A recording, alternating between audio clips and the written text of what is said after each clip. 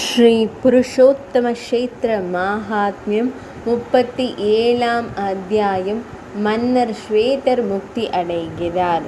ஜெய்மினி முனிவர் கூறினார், இனிமேல் சிறந்த தட்சிணாயனத்தின் சூரியனின் தெற்கு பயணம் போது செய்ய வேண்டிய சடங்குகளை நான் விவரிக்கிறேன்.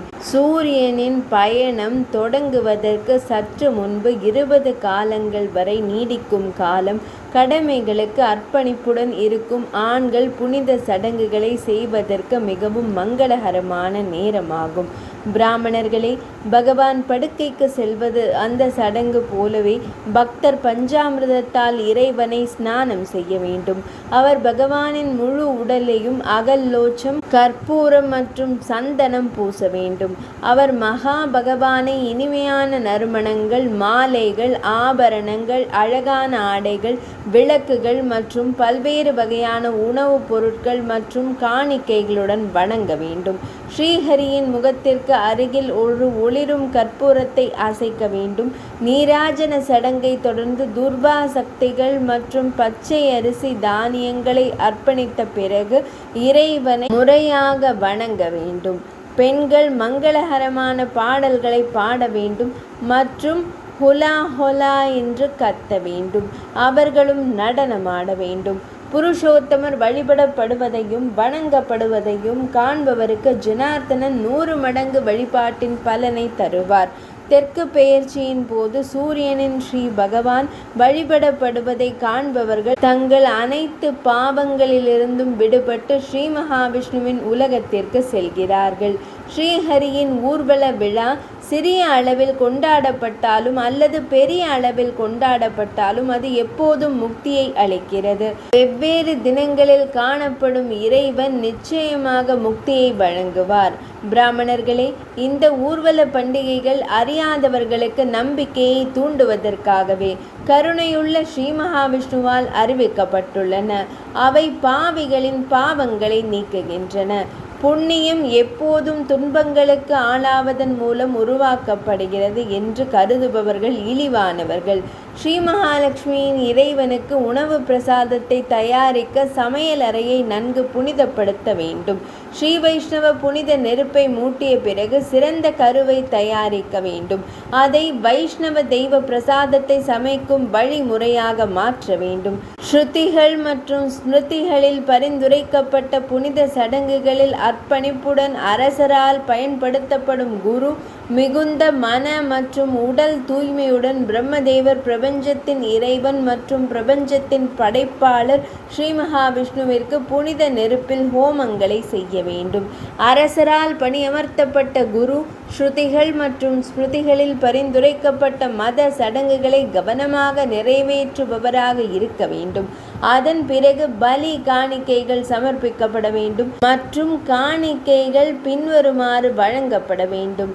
வடகிழக்கில் துவாரபாலர்கள் சண்ட மற்றும் பிரசண்டருக்கு, தெற்கில் க்ஷேத்திரபாலர் விருபர் மற்றும் பறவைகளின் இறைவன், தென்மேற்கில் துர்க்கை மற்றும் சரஸ்வதிக்கு கட்டளைகளின்படி மகாலட்சுமி தேவி மற்றும் மகேந்திரருக்கு காணிக்கைகள் கிழக்கு பகுதியில் வழங்கப்படுகின்றன. ஸ்ரீ மகாவிஷ்ணுவின் உதவியாளர்களும் பசுக்களின் இறைவனுக்கும், அதாவது சிவபெருமான், காணிக்கைகள் வடக்கில் வழங்கப்பட வேண்டும். மேற்கில் நாரதருக்கு பலி வழங்கப்பட வேண்டும். தென்கிழக்கில் உள்ள நெருப்பு கடவுளுக்கும், வடமேற்கில் உள்ள விஸ்வ சாட்சியான பிரபஞ்சத்தின் சாட்சி காற்று கடவுளுக்கும், 5 முக்கிய காற்றுக்களின் வடிவங்களில் உள்ள காற்று தெய்வங்களுக்கும், நடுவில் உள்ள பிரபஞ்சத்தை படைத்தவருக்கும் காணிக்கைகளை வழங்கும் ஒவ்வொரு சடங்கிலும் தொடக்கத்திலும் முடிவிலும் தண்ணீர் வழங்கப்பட வேண்டும். காணிக்கைகளை வழங்கிய பிறகு 3 சந்தியங்களிலும் விடியல், நண்பகல் மற்றும் அந்தி இறைவனின் வழிபாட்டில் கருவை வழங்குவதற்காக அந்த நெருப்பில் சிறந்த சமையல் நடத்தப்பட வேண்டும். வெவ்வேறு உணவுப் பொருட்கள் கருவின் பிரதிஷ்டையின் ஒரு பகுதியாகும். முதல் 3 சாதிகளை சேர்ந்த புத்திசாலித்தனமான நபர்களை மன்னர் ஈடுபடுத்தக்கூடாது. அவர் உன்னதமான பிறவியை சேர்ந்த சுத்தமான சூத்திரர்களையோ அல்லது தொழிலாளர் வர்க்கத்தையோ சேர்ந்த நபர்களையோ ஈடுபடுத்த வேண்டும். இது பொதுவான நடைமுறை. நிச்சயமாக சமைப்பவர் ஸ்ரீ மகாவிஷ்ணு தான். அந்த நாராயணர் தனது உருவில் எப்போதும் அவளால் சமைக்கப்பட்டதையே உண்கிறார். உண்மையில் அந்த நெய்வேத்தியம் அமிர்தம்தானே. அதை தலையில் வைத்திருப்பதன் மூலம் அனைத்து பாவங்களையும் போக்க முடியும்.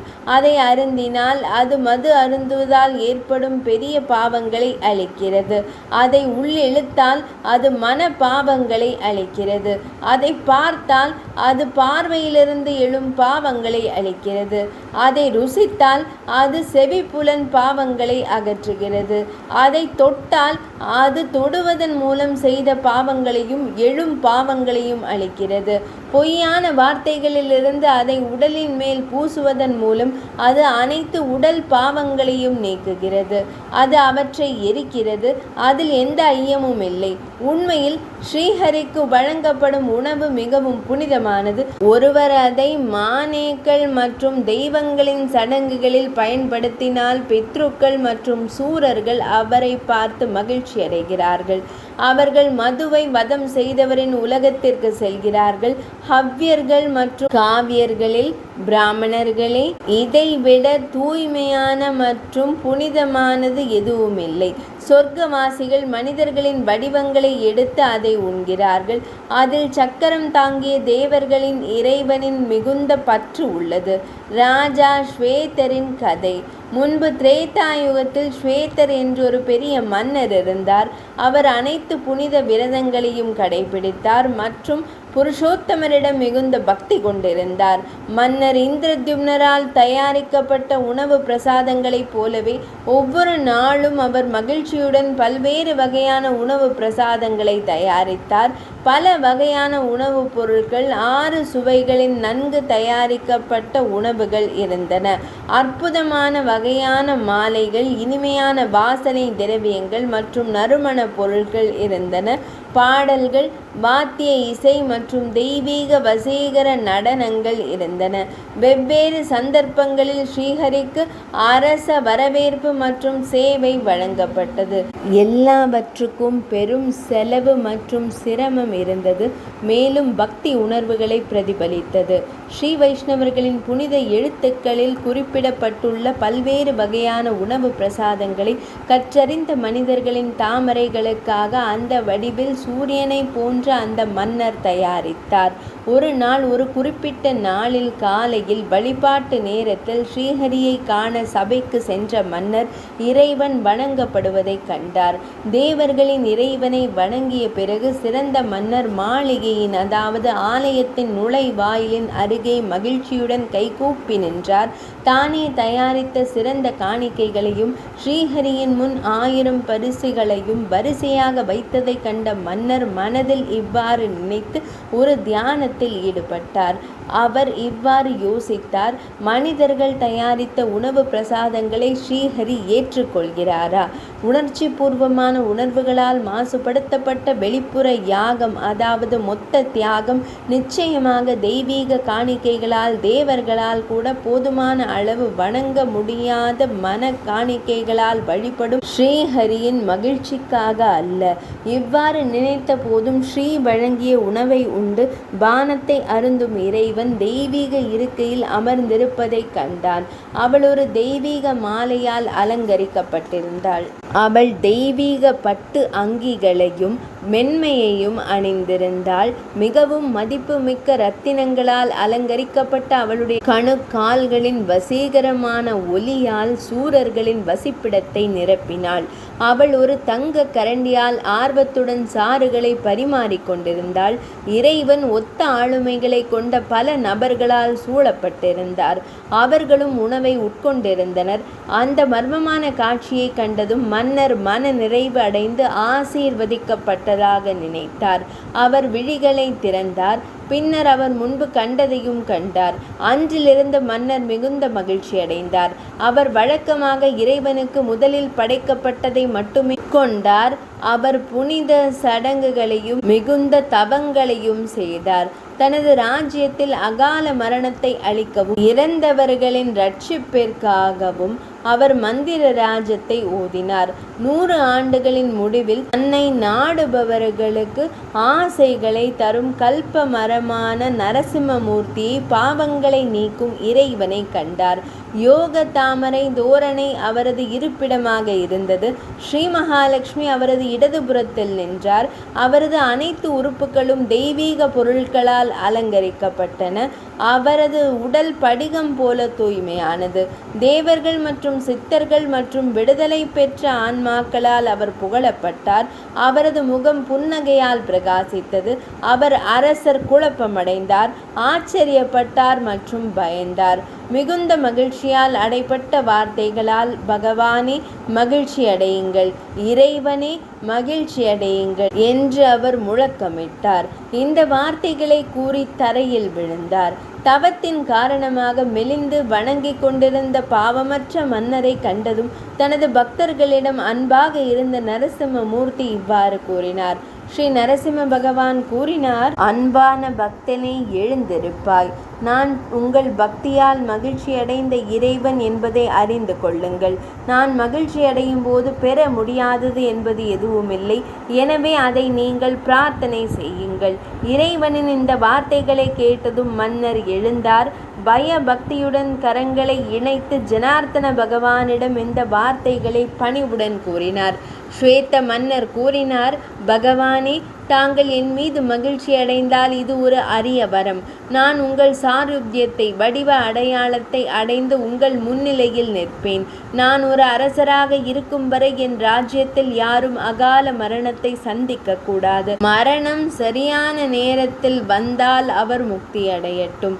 அதை கேட்டதும் இறைவன் சிறந்த மன்னர் ஸ்வேதரிடம் கூறினார், ஸ்வேதரே, உங்கள் விருப்பம் நிறைவேறும். எழுந்து என் வலது பக்கத்தில் இருப்பீராக. 1000 ஆண்டுகள் உங்கள் ராஜ்யத்தை அதன் அனைத்து ஆடம்பரங்களுடனும் அனுபவிப்பீர்கள். எனக்கு காணிக்கைகளின் எச்சங்களை நுகர்வதன் மூலம் உங்கள் மீதமுள்ள பாவங்களும் அளிக்கப்படும். மாசுகள் இல்லாத மனதுடன் நீங்கள் என்னுடன் சாயுஜ்யத்தை அடைவீர்கள். ஆலமரத்திற்கும் கடலுக்கும் இடையில் மிகவும் அரிதான, அதாவது முக்தியை அளிக்கும் இடம் உள்ளது. என்னை நோக்கி பூமியில் ஸ்ரீ மகாவிஷ்ணுவின் முதல் அவதாரம் மீனின் உருவமே ஆகும். படிகம் போன்ற தூய்மையான உடலுடன் அங்கேயே இருப்பீராக.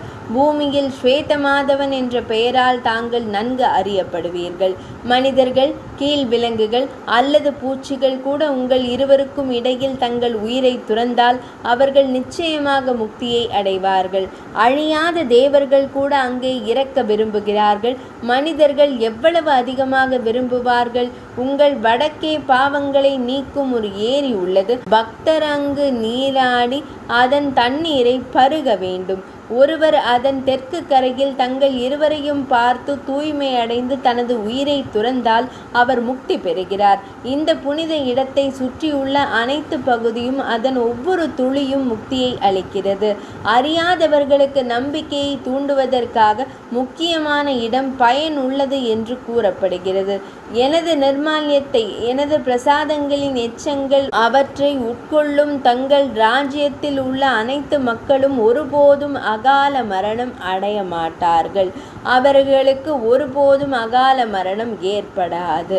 37ஆம் அத்தியாயம் நிறைவடைந்தது.